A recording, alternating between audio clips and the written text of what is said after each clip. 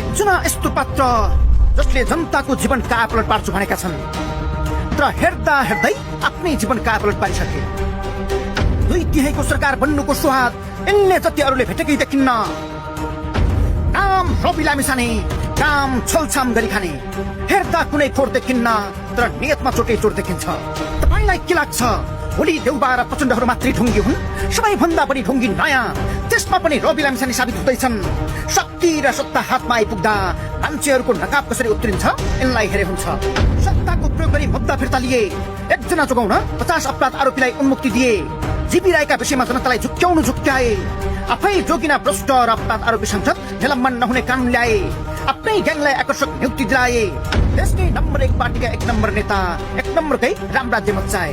आफ्नै पार्टीको सरकार बन्दा आफ्ना लागि यति धेरै गर्न सक्ने पात्रले जनताका लागि गरेको भए राम्रै हुन्थ्यो।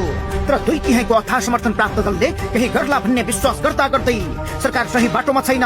रवि सरकारका कमजोरीमा मात्रै सक्रिय बन्न थाल्नुको कारण खुलेको छैन।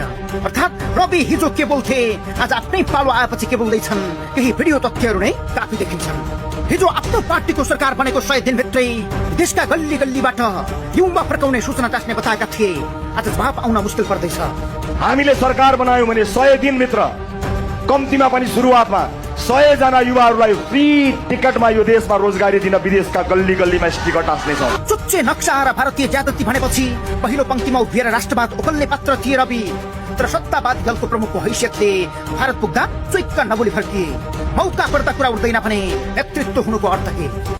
यसरी देखाइदिनुस् कि यो हो नेपालको वास्तविक नक्सा। हामीले बाल्यकालमै देखाएको नेपालको चुच्चे नक्सा, सम्पूर्ण प्रमाण दस्तावेज सुरक्षित रहेको आफ्नै देशको नक्सा प्रिन्ट गरेर जारी गर्न खुट्टा कमाउने र सुरुवाल हुँदै भुइँ भिजाउने पुस्ताको नेतृत्वमा सुकुम्बासी बस्तीमा डोजर चल्दा छाती थाप्छु भन्थे। तर 4 महिना बित्यो, 15 दिनमै व्यवस्थापन हुन्छन् भनेका सुकुम्बासी होल्डिङ सेन्टरमै अलपत्र छन्। तिमीहरूलाई यो आयो भने डोजर चलाउँछ, त्यो चलाउँछ भनेर डोजर चलेछ भने डोजर भन्दा पहिला म छाती थापेर बस्छु नि, किन चिन्ता गर्नुहुन्छ? कुनै बेला रविको दबाव यति भयङ्कर थियो 3 फाइल खोले मात्रै सारा नेताको जेलमा बास हुन्छ भन्थे। पक्राउ परेका ओली लेखक विरुद्ध सरकारले मुद्दा दायर गर्न सकेन। अहिले रवि नै ओली प्रचण्ड जोगाउन सक्रिय छन् भन्ने चर्चा छ। 3टा फाइल खोल्यो भने यो देशका अधिकांश नेता जेलमा हुँदैन सक्छ त हुँदैन। तर मुटु भएको मान्छेले फाइल खोल्नु पर्यो क्या? मुटु भएको एउटा सिंहको जस्तो मुटु भएको मान्छेले फाइल खोल्नु पर्यो। कुनै एउटा फिस्टे चराको छाती भएको मान्छेले फाइल खोलेर हुँदैन।